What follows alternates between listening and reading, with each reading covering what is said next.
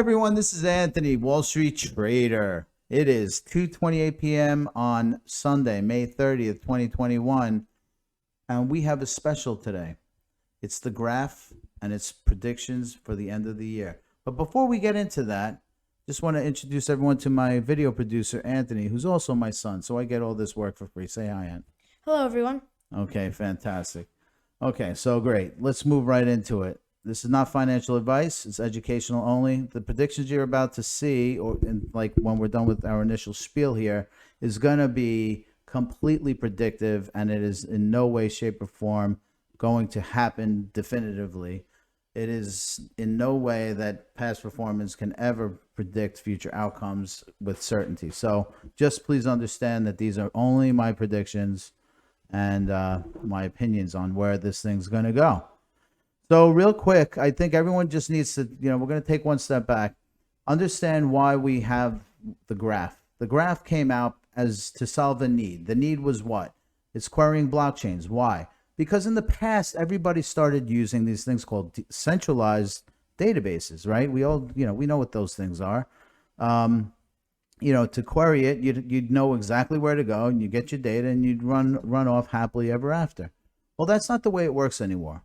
In the decentralized environment, there's no unique spot to get data. You have to kind of now think slightly differently on how to do this. So it becomes a real hurdle for developers to do all of that configuration and trying to sort through this stuff. It's very difficult. In general, for infrastructure patterns, it's definitely a new endeavor to implement applications as such. So what we've got now is we're over here on the right now in the new world, which is a distributed or decentralized network of nodes. So querying blockchains on these decentralized networks is very difficult. Now the graph comes into play because it pulls together a familiar querying language and indexing capability that speeds up the queries, but also makes it easier to understand what data is available. And to execute the query is very seamless and easy for folks familiar with GraphQL. So the graph helps a lot with that. And by the way, GraphQL was a DQL created by Facebook that went open source back in 2015. And we're seeing a huge amount of increased adoption of it, and it's been complementary of the graph. Well, the graph has seen a huge usage and growth on their platform. If you look over here, back in January of 2020, we started out with an abysmally low number. It's probably less than 1 million queries per day. Well, now we're at over 400 million queries per day by the end of December of last year. So it's pretty impressive in terms of how they've come along. And I'm sure they've come along even more since then. And that's like 5 or 6 months ago. Now look at the name, look at the players that are using the GraphQL today, or the graph today. Uniswap, Aave, Synthetics, Decentraland, Pooled Together, Aragon. There's a couple of names in here like Uniswap and Aave that are DeFi. You got Decentraland, which is like a virtual world. And then there's a few others here. And I'm sure there's heaps more. And if you go to their website, which is thegraph.com, you can eat your heart out. You'll find plenty of information. Now let's go into what's coming out in 2021. Following the mainnet launch, which they did late last year, anyone now will be able to participate in the network and contribute to the data ecosystem. So look out for more on their website. I don't want to belabor this. I want to get into the meat of what we're trying to get to, which are the predictions for the graph this year. Now, the way I've broken this grid out is I have a low, a target, or a mid, and a high. The mid target is kind of where I feel comfortable in terms of where I think we're going to land up. And I don't mean that on December 31st, we're going to land up there. I'm saying that between now and the end of the year, these are my expectations in terms of highs. And I think, I think we'll hit any one of these numbers between now and the end of the year. Again, these are my predictions. Nothing's factual here that I can tell, because I don't have a crystal ball, and we all know that.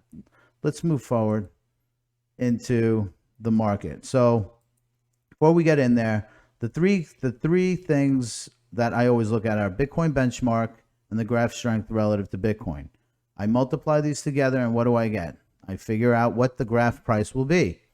Now, there are three target states for Bitcoin. One is 60,000, one is 80,000, one's 100,000, right? So that's how I've broken it out. I truly believe we're going to be at least 80,000. Again, that's my prediction.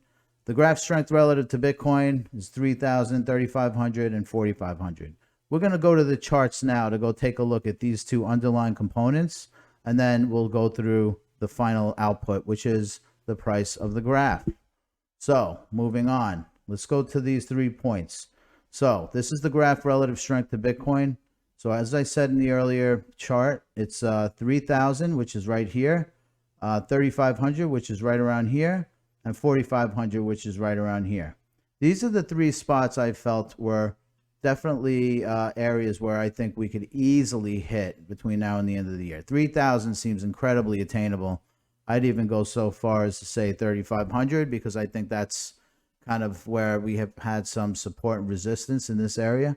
So 3,500 is my target. So that's where I'm thinking this thing will land sometime between now and the end of the year. 4,500 is a little more loftier, but I still think we could get there as well. But I'd feel more comfortable telling everyone on this video 3,500. I think this is very achievable.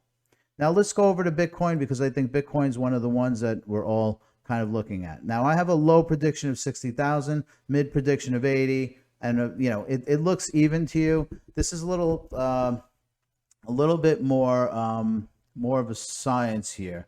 I truly think we could be up at this range. If you took this line and kept going straight, I think we hit 80,000. So I don't think we're going to bust through down on this line. If we did, we'd really have problems. But that's not what I'm forecasting for at all. My forecast is 80,000 sometime between now and the end of the year. So that's how I've come up with that. Now let's go back to this quickly. So 60,000, 80,000, 100,000. And then the graph relative to Bitcoin was 3,000, 3,500, and 4,500. 3,000, 3,500, 4,500. These are where I think we can land. I think it's $2.80 is where we're going to land on GRT, and I think that's ultimately going to be the winning one. On the low end, 1.8. On the upper end, 4.5.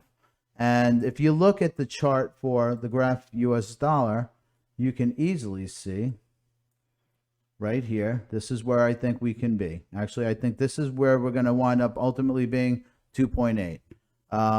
That's my prediction. 2.8 is my prediction.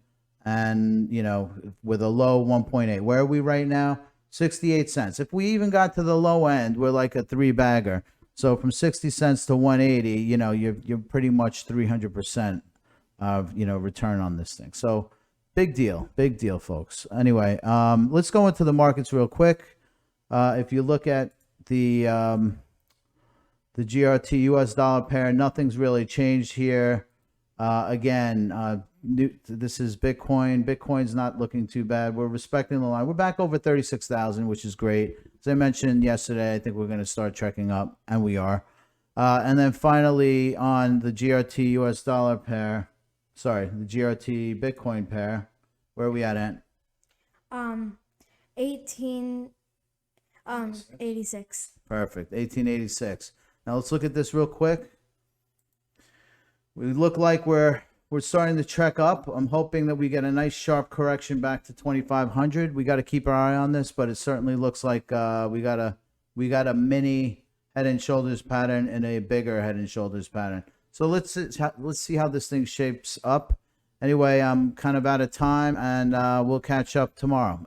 Hope you guys have a good weekend. Say bye, Aunt. Bye, everyone.